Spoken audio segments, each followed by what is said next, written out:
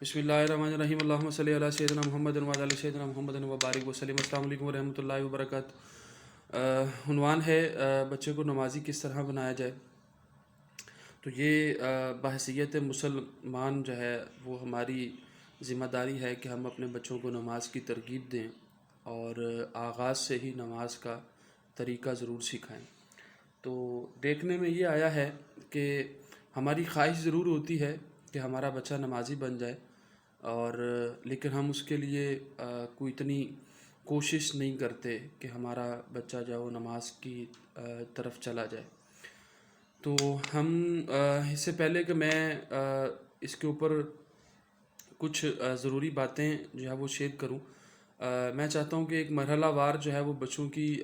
جو ہے نماز کی ترغیب کے حوالے سے ایک میں نے ایک مرحلہ وار جو ہے ان کو میں نے ڈیوائڈ کیا ہے، ان کی ایک تقسیم بنائی ہے۔ اس میں یہ ہے کہ زیرو یعنی کہ بچے کی پیدائش سے لے کر 7 سال تک، 7 سال سے 10 سال تک، 10 سال سے سن بلوغت تک، یہ 3 مرحلے ہیں۔ ان 3 مرحلہ وار جو ہے وہ ہم اپنے بچے کو نماز کی ترغیب دے سکتے ہیں۔ تو اس کی طرف ان 3 مرحلوں پر جو ہے وہ ان کی جو ہے وہ گفتگو کے آغاز سے پہلے میں کچھ والدین سے گزارشات کرنا چاہوں گا کہ اگر آپ چاہتے ہیں کہ آپ کے بچے نمازی بن جائیں تو گھر کا ماحول بڑا اچھا رکھیں، آپ کا ماں باپ کی آپس میں ہم آہنگی بہت مضبوط ہو، نماز کی گھر میں پابندی باقاعدگی سے کی جاتی ہو، اور جب نماز کا وقت ہوتا ہے تو آپ اس وقت کوئی کام نہیں کرتے اور گھر میں ایک نماز کا اہتمام کرتے ہیں۔ یہ ابتدائی ہے کہ آپ نے ان چیزوں پر عمل کرنا ہے، تو انشاءاللہ بچہ بھی جو ہے وہ نماز کا پابند ہو جائے گا۔ تو دیکھیں، گھر کے ماحول سے ساری چیزیں جو ہیں وہ بچے نے سیکھنی ہیں۔ پہلی جو اس کی درسگاہ ہے، جو پہلی اس کی تربیت گاہ ہے، وہ گھر ہی ہوتا ہے۔ گھر سے اس نے آغاز کرنا ہوتا ہے، پھر اس نے جو ہے وہ معاشرے کی طرف جانا ہے۔ تو گھر سے ہی اگر اس کا ماحول دیندار ہو، گھر سے ہی ماحول جو ہے وہ شریعت کا پابند ہو، تو وہ اگلے مرحلے میں جا کر جو ہے وہ اپنی جو زندگی ہے وہ ضرور ہمارے نبی پاک صلی اللہ علیہ وآلہ وسلم کے دیے ہوئے اصول، اللہ پاک کے بنائے ہوئے قوانین، اس کے مطابق وہ اپنی زندگی کو جو ہے گزار سکتا ہے۔ تو سب سے پہلے ہم پہلا مرحلہ لیتے ہیں جس میں 0 سے لے کر 7 سال تک کا ہے، لیکن 7 سال سے پہلے نماز کا حکم تو نہیں ہے، لیکن آپ 0 سے لے کر 7 سال کے عمر کے اندر بچے کو آپ مختلف قسم کی جو ہے سرگرمیاں اس سے کروا سکتے ہیں۔ اگر آپ نماز کی طرف اس کو نہیں لے کے جاتے تو یہ بھی جو ہے وہ اس مرحلے میں بڑی سنجیدگی سے، اگر آپ اس کو اس عمر میں نماز کی ترغیب دینا شروع کریں گے تو یقیناً وہ 7 سال کی عمر تک پہنچنے میں کافی حد تک جو ہے وہ نماز کی جو ہے وہ تربیت لے چکا ہوگا۔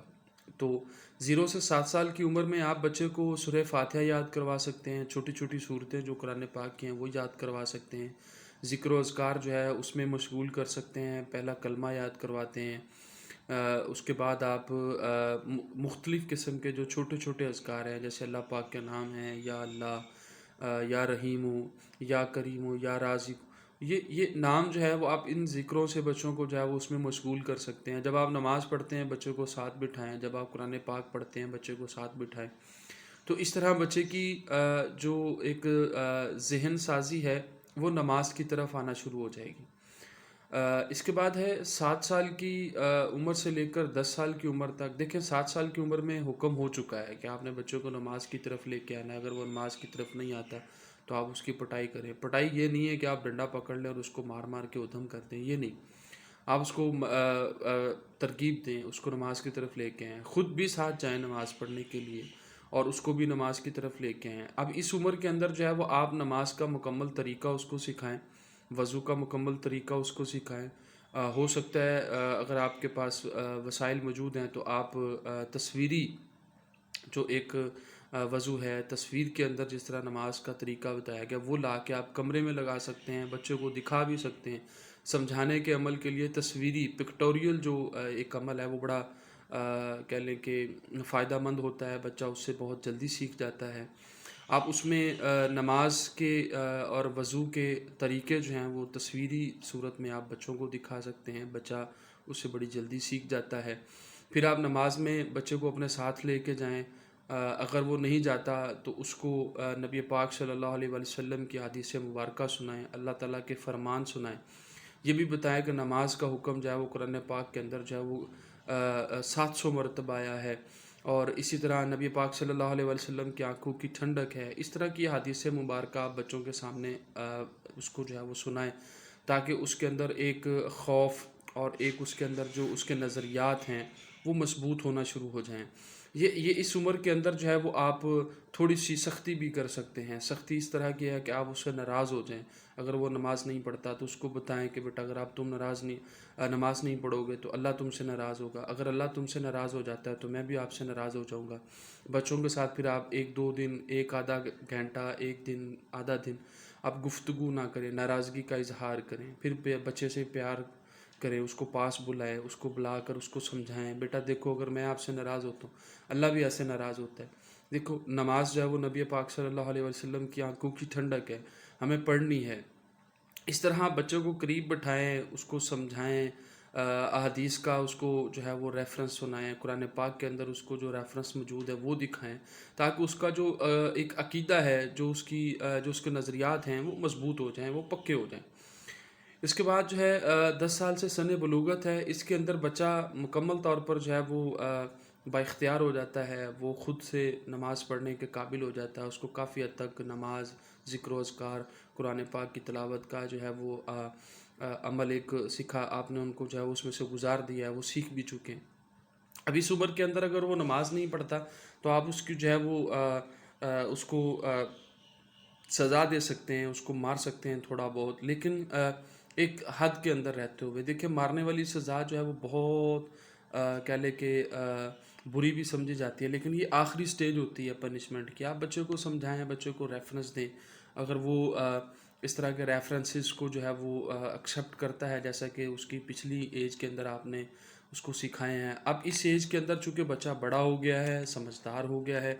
آپ اسے علماء کرام کی محفل میں لے کے جائیں، علماء کرام سے اس کا تعارف کروائیں، اس کو ملوائیں، کیسے ہینڈ شیک کرتے ہیں، کیسے ملاقات کرتے ہیں، عالم دین کا احترام کتنا ہے، مختلف قسم کی عالم دین کی جو شخصیات ہیں ان کے ساتھ ملوائیں، ان کی صحبت میں بٹھائیں۔ اسی طرح درس قرآن کے، درس حدیث کے جتنے بھی پروگرامات آپ کے قریب یا نزدیک ان کا جو ہے وہ اہتمام کیا جاتا ہے، اس میں بچوں کے ساتھ جائیں۔ آپ کو وقت دینا پڑے گا، یہ نہیں کہ آپ بچے کو فون کر کے کہہ دیں بیٹا آپ فلاں جگہ پہ پروگرام آپ چلے جاؤ، وہ نہیں جائے گا۔ آپ نے خود اس کے ساتھ جو ہے وہ جانا ہے، آپ اس کو خود لے کے جائیں اس طرح کے پروگرامات کے اندر، تاکہ وہاں پہ اس کے جو خیالات ہیں، اس کی جو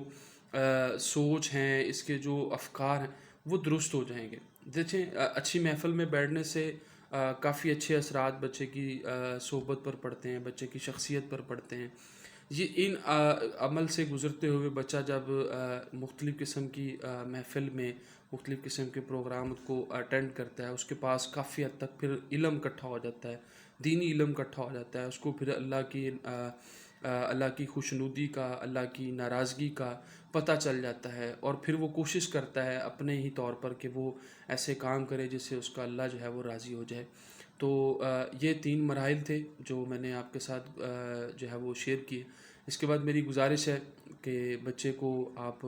سزا سخت نہ دیں، نرم سزا رکھیں، اور بعد میں اتنا ہی پیار کریں، کیونکہ بچوں کو ہم نے ترغیب دینی ہے۔ دیکھیں تربیتی عمل کے اندر جو ہے ہمیں بڑا سوچ بچار سے، بڑا آسن انداز میں جو ہے وہ ہمیں بچوں کو اپنی تربیت کے عمل سے گزارنا ہوتا ہے، کیونکہ اس میں سب سے پہلا جو کردار ہے وہ ہمارا اپنا ہوتا ہے کہ ہم خود کتنے پابند ہیں، تو اس لیے اپنے آپ کو بھی پابند بنائیں، پھر بچوں کی طرف جو ہے وہ اس کو لے کر آئیں تاکہ بچے بھی اس کے پابند ہوں۔ میری دعا ہے کہ اللہ پاک آپ کے اور آپ کے بچے کو اور آپ کے اہل خانہ کو اپنے حفظ و ایمان میں رکھے، اور کروٹ کروٹ جو ہے اللہ پاک ان کو جو ہے وہ خوشیاں نصیب فرمائے،